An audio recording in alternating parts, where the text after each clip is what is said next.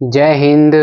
आज मैं एक क्वेश्चन को कंप्लीट करने वाले हैं और ये जो क्वेश्चन है क्वेश्चन नंबर 3 है। इससे पहले हम जो क्वेश्चन 1 और क्वेश्चन 2 वो दोनों का सॉल्यूशन कर दिया गया था, वो पूरी तरह से कंप्लीट वो हो चुका है।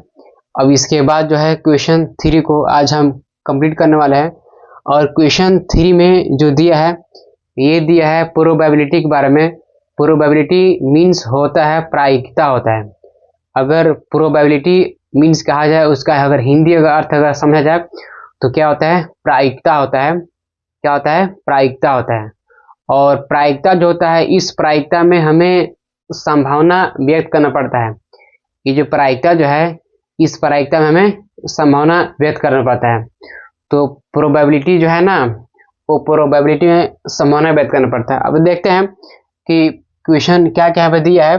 तो क्वेश्चन 3 में हमें तीनों क्वेश्चन यहाँ पे दिख रहा है, ए बी सी करके यहाँ पर 3 क्वेश्चन दिख रहा है। पहले क्वेश्चन को समझ लेते हैं। बोलता है कि probability of the pointer stopping on D in question first. तो ये तो खैर क्वेश्चन 3 है, लेकिन इससे जो क्वेश्चन फर्स्ट है वो फर्स्ट ही यहाँ पे ए का क्वेश्चन उठाया है।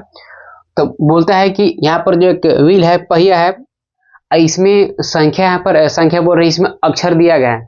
जो लेटर जो है वो अक्षर दिया गया है। इस यहाँ पर अक्षर ए है और यहाँ भी अक्षर ए है, बी भी है, सी भी है और इसमें डी दिया हुआ है।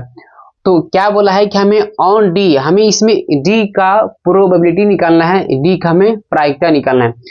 तो प्रायिकता जो होता है, प्रायिकता का मतलब तो ऐसे समझिएगा कि ये घटना से रिलेटेड होता है।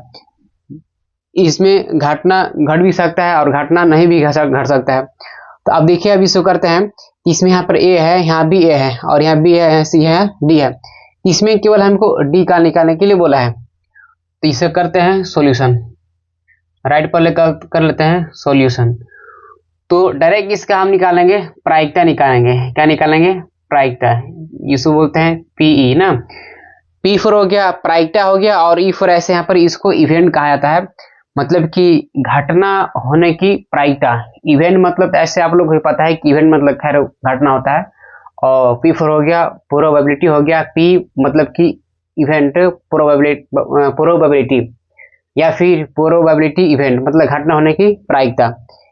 तो यहाँ पर जो हमें डी का देख रहे हैं।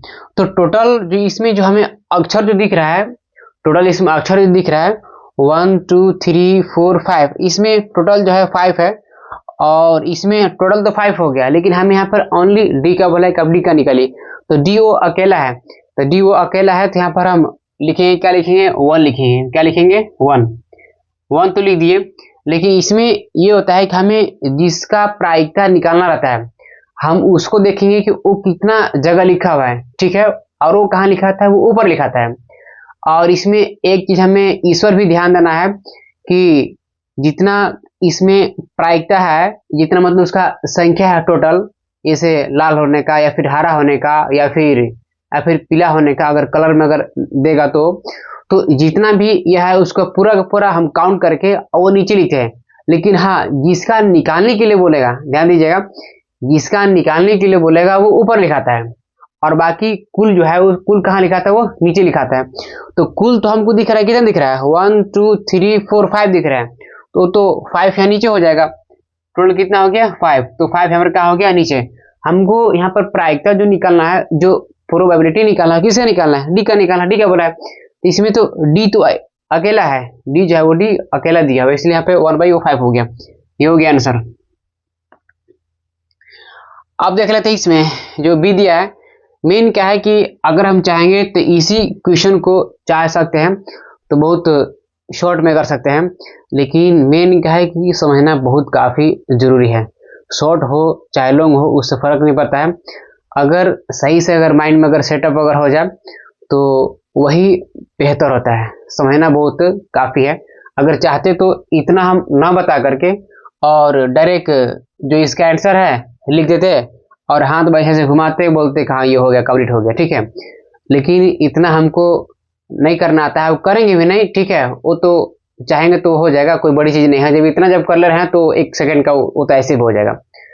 लेकिन जिस तरह से जो तरीका होता है, जो बनाने का जो तरीका होता है, जो समझने का तरीका होता है, उस तरह से पूरी तरह से कॉन्सेप्ट से समझने का प्रयास कीजिए, ताकि आप एक बार अगर समझ गए ना, अगर एक बार अगर समझ गए तो हमको तो चांस नहीं है कि दोबारा कभी लाइफ में भूलने का नौबत आएगा। मैंने आप नहीं भूल सकते हैं, इस तरह से पढ़िए, पढ़ना यही होता है। तो अब देखिए बी में आते हैं, प्रोबेबिलिटी ऑफ गेटिंग एन एक from a well shuffled deck of 52 playing cards. पहले समझते हैं ताश के बारे में। ताश जो होता है उसमें टोटल जो उसका उसको बोलते हैं पाता बोलते हैं, आप पता ही कई तरह से, या फिर हाँ पाता कहीं। तो पूरा जो होता है वो कितना होता है 52 होता है पूरा। उसमें क्यों होता है 52 होता है, कितना होता है 52, और 52 होता है। लेकिन उसमें एक एक जो ग्रुप का जो होता है वो 13 का होता है, मतलब कि वो जो होता है वो 13 का होता है। इसमें अगर जो लोग ताश खेलते हैं तो उन लोग एक जगह 4 लोग बैठ करके, टोटल तो 52 होता है, तो 52 में से एक के पास 13 रहेगा, दूसरे के पास 13 रहेगा, तीसरे के पास भी 13 रहेगा, और जो 4 है उनके पास भी 13 रहेगा। तो इसी तरह से करके 13 चौके 52 हो गया, तो टोटल 52 होता है।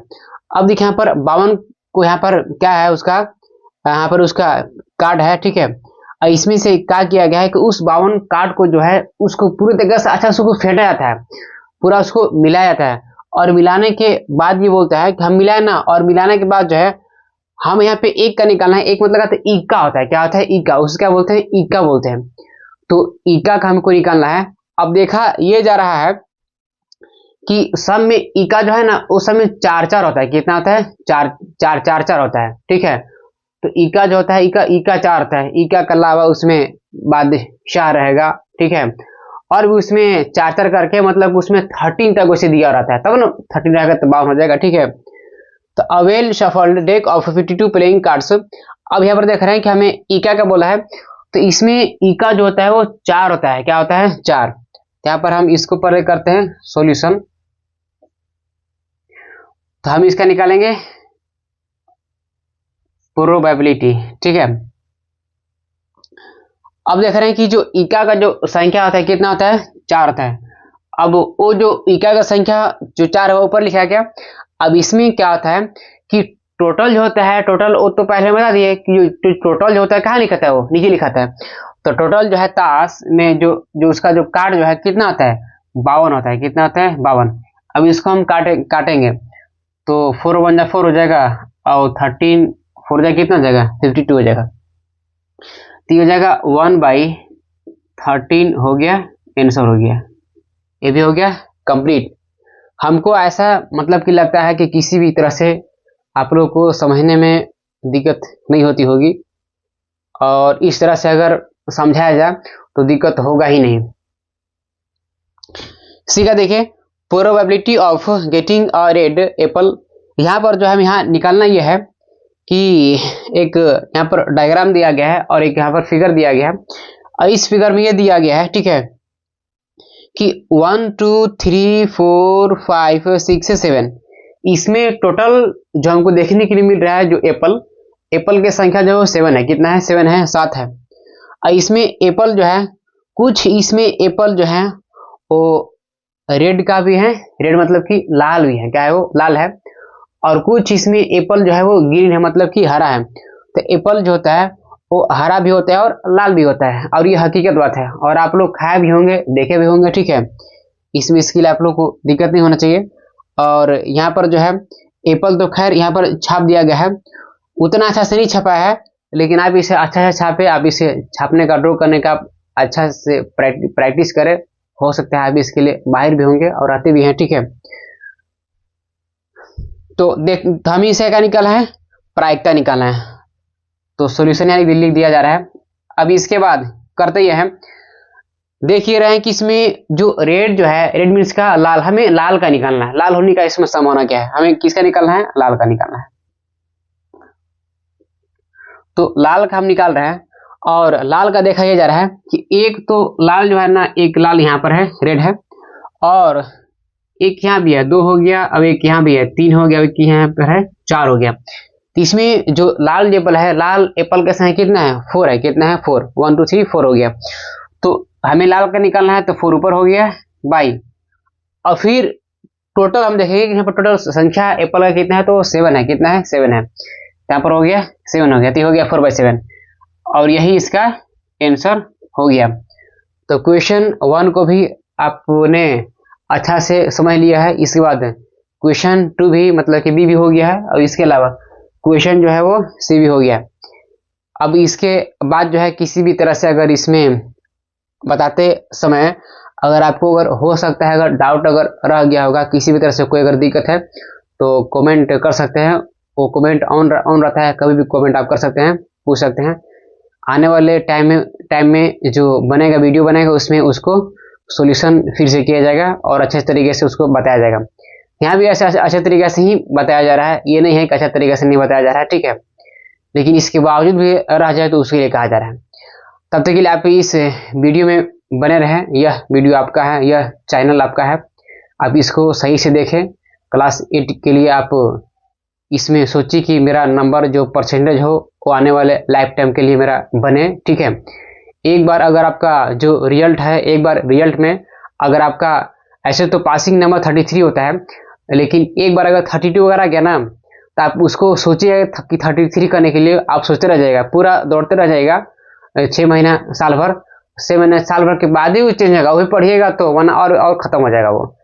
इसी तरह से है कि आप इस पर बने रहे, सही से देखिए आप, ठीक है।